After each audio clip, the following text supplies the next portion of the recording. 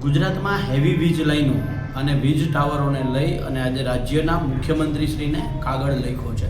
કાગળ એટલા માટે લખ્યો છે કે આવનારી 20 તારીખે ભારતીય કિસાન સંઘ અને સરકાર આ બાબતે જાણે કુલડીમાં ગોળ ભાંગવાનો હોય એવી રીતે માત્ર અને માત્ર ભારતીય કિસાન સંઘને એકને જ બોલાવે છે એવા સમાચાર મળ્યા છે. મહત્વની વસ્તુ એ છે કે આ વીજ લાઇનની અંદર જે નોટિસો ખેડૂતોને આપવામાં આવે છે એ અલગ કાયદાથી આપવામાં આવે છે અને જે વળતર જેના આધારે નક્કી થાય છે એ ગુજરાત સરકારના પરિપત્રો છે. 2003નો ઇલેક્ટ્રિસિટી એક્ટ હોય, 1885નો ટેલિગ્રાફ એક્ટ હોય, 2013નો જમીન સંપાદનનો કાયદો હોય કે 2025ની કેન્દ્ર સરકારની એસઓપી હોય, આ દરેકની અંદર ખેડૂતને જે નુકસાન જાય છે એની સામે એને નુકસાનની સામે યોગ્ય વળતરની એમાં જોગવાઈ કરવામાં આવી છે. હવે ખેડૂતોને જે નુકસાન જાય છે તો એ જે ખેતરમાંથી તાર નીકળે છે એ ખેતર ક્યારેય બિનખેતી ન થાય એટલે એની લાઈફ ટાઈમ કિંમત ઘટે છે. જે કોરિડોર નક્કી કરવામાં આવે છે આ કોરિડોરની અંદર ખેડૂત મકાન, બોર, કૂવો કે બાગાયતી પાક ન કરી શકે એટલે એની કિંમત લાઈફ ટાઈમ માટે ઘટે છે. એટલે જે લાઈફ ટાઈમ માટે જે કિંમત ઘટે છે એની સામે 2 લાખ 5 લાખ રૂપિયા આપવામાં આવે છે અને એની જગ્યાએ રાજસ્થાન સરકારે હમણાં 2025માં જે નવી એસઓપી આપી છે એ મુજબ 400% બજાર કિંમત કરતાં 400% કિંમત વધારી અને ખેડૂતને વળતર આપવું એવું રાજસ્થાન સરકારે જ હમણાં જ એસઓપી જાહેર કરી છે. જે કેન્દ્ર સરકારની એસઓપી છે એ જ મુજબની આ વાત છે.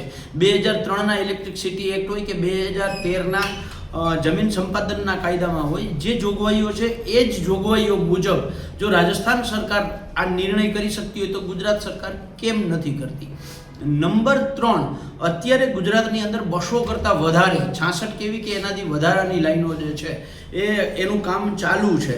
આ કામોની અંદર તમામ નીતિ નિયમોને બાજુએ મૂકી અને માત્ર પોલીસ સ્ટેશને જઈ અને પોલીસ સ્ટેશન જ ડાયરેક્ટ તમામ નિર્ણય કરતા હોય એવી રીતે પોલીસવાળા ખેડૂતને ફોન કરીને બોલાવે, ખેડૂતને બોલાવીને ધમકાવે એટલે વીજ લાઇનવાળાએ ન જાહેરનામું બહાર પાડવાનું રહ્યું, ન કલેક્ટર પાસેથી મંજૂરી લેવા જવાની રહી, ડાયરેક્ટ કામ છે બધું જ એને પોલીસ કરી આપે છે.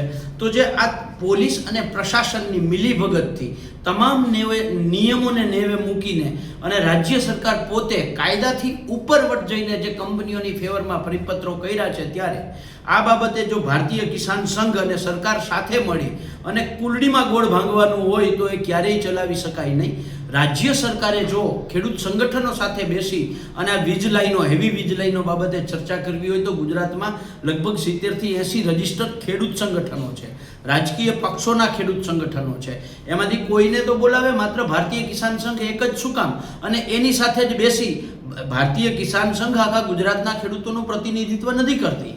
એટલે એકમાત્ર ભારતીય કિસાન સંઘ સાથે બેસી અને સરકાર આ કુલડીમાં ગોળ ભાંગવાની જે નીતિ છે એ સદંતર બંધ કરે અને જેવી રીતે વીજ લાઈનો અને હેવી વીજ લાઈનોના જે પ્રશ્નો છે એ બાબતે જેવી રીતે રાજસ્થાન સરકારે એસઓપી બનાવી છે એવી ને એવી ગુજરાત સરકાર એસઓપી બનાવે એવી માંગ સાથે આજે રાજ્યના મુખ્યમંત્રીશ્રીને પત્ર લખી અને માગણી કરી છે.